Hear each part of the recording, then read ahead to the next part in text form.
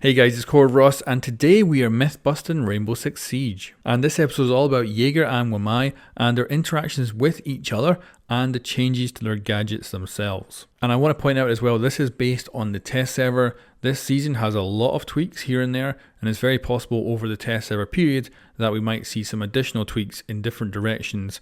So don't take the conclusions here to be exact until we see the live build. But anyway, let's get on to the testing. So to begin with, the basics.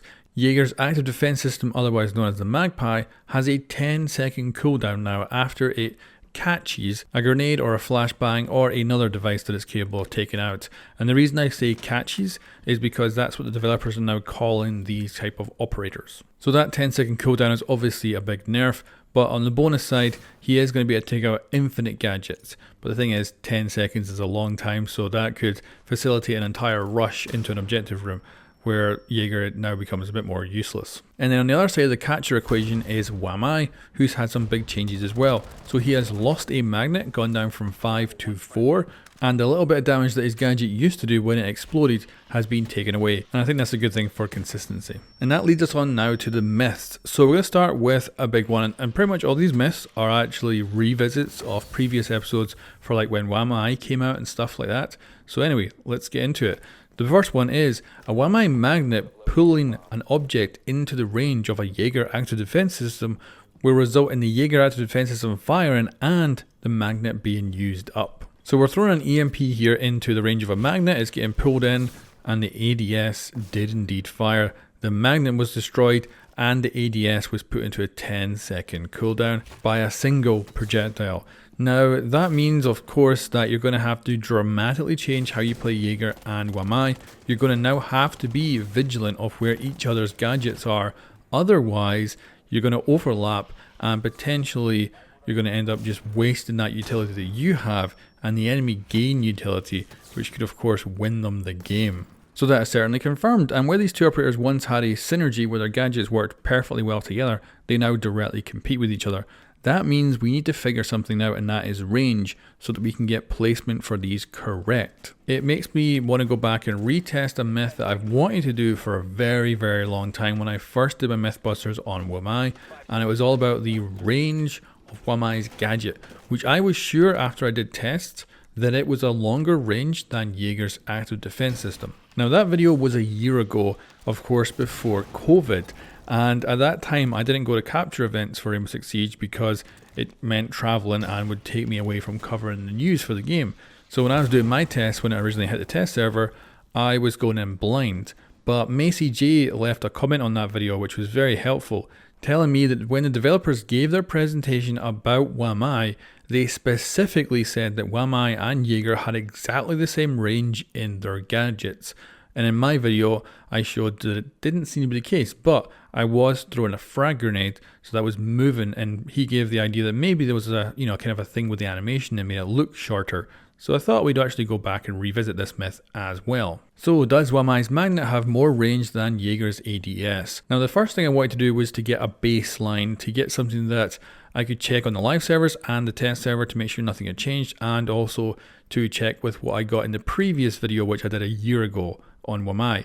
So I set up a similar grenade test as the previous video to get my baseline. Now I found with Jager's ADS that the grenade almost gets halfway past this cabinet, whereas with the magnet, the grenade actually gets stopped before it even gets to this cabinet, which made me think that it's looking like it does indeed have a longer range. But like Missy J said, possibly this is because of the speed of the grenade and potentially the animations and all that interacting with it. But that meant I could then jump over to the test server. I redid this test and it was exactly the same. So we can assume that pretty much nothing has changed when it comes to the ranges of these gadgets in over a year.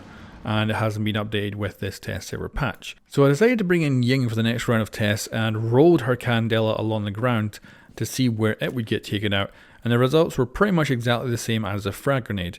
Now it does move slower, so if there was a difference, I was hoping to kind of see maybe a difference in the ADS taking it out, but it looked exactly the same. So that was starting to show that there's about a 1.5 meter difference on each side of the magnet's range, which is pretty significant when you're talking about a sphere. So I thought I would test this pretty easily. I went and found a place on the map where I could put down a magnet where its radius just touched a bookcase. and I got Ash to fire a breaching round at me, it got captured, no problem. So went and reset this and did it with Jaeger. Exactly the same setup, and when Ash fires her breaching round, it goes right over my head because it doesn't get caught. So that meant we can go down to the final test where we bring back the frag grenade, but this time we're actually going to just basically roll it on the ground real slow. To begin with, I show that at this range, the magnet will easily pick up the frag grenade, no problem, and grab it. And in the next test, we've got Jaeger's active defense system, but this time we have moved Sledge about a meter closer. As a result, the grenade obviously doesn't get captured by the ADS because it is out of its range. Amazingly, it does manage to destroy both magpies on the wall, and I was certainly surprised by that. Now, going back to the myth, it's confirmed. The magpies have less range than the Wamai's magnets. Now, maybe this is actually a bug. Maybe this is a bug that's been existing in this game since Wamai actually came out. Maybe he is supposed to have the same range. But the takeaway here for this is if you're a Wamai player, it is very easy for you to identify if you've got a magnet too close to an ADS. Whereas Jaeger just can't. He doesn't have that UI element. You've got to be like guessing the ranges and the distances. Whereas Wamai, you know. So when you throw that up and you see that the active defense system is inside the radius, but it's only inside the radius by say a meter, then you're safe. You know that it's not going to actually have a problem interacting with your gadgets. So you can spread them out evenly without overlapping.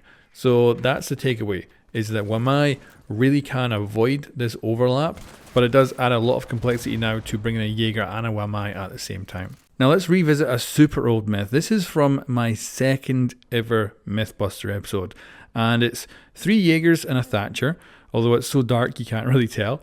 And you'll notice that every time Thatcher throws an EMP, every single magpie actually shoots at it, obviously wasting their charges. And that's the thing, back then when the game originally launched, and for a good chunk of time afterwards until it was eventually changed, Jaeger was his own competition. He didn't have to worry about Wamai. Jaeger was doing it himself. And I remember seeing plenty of players at the time clumping up their ADSs and wasting them. Now let's test this on the Neon Dawn test server, because of course we've seen the Wamais and the ADSs not working together. So what about multiples of ADSs or magnets? So I went back and I retested this in the same place, in the same setup, because I thought it looked pretty cool. And as you can see, the active defense systems are smart enough not to go shooting at the same projectile, which is obviously a very good thing. And I think with the change to the 10-second cooldown on these ADSs, I imagine people will be clumping them up very close together, so at least you don't have to worry about that. And also note that it's the same for magnets. They will not like try to compete with each other, so at least the subsets of gadgets aren't doing that. So that is confirmed, the ADS is smart enough not to go shooting all at the same target. So there we go guys, that is a look at the changes for Jaeger and Wamai. Like I say, this is the test server, so things can get tweaked before we see these changes on the live servers. But either way, it does look like both Jaeger and Wamai have had significant nerfs. But I think that Wamai has actually been hit worse than Jaeger, to be honest. I feel like Jaeger might still be a better pick overall if you're only bringing one of these guys with you. And both these operators have got significantly more complicated now.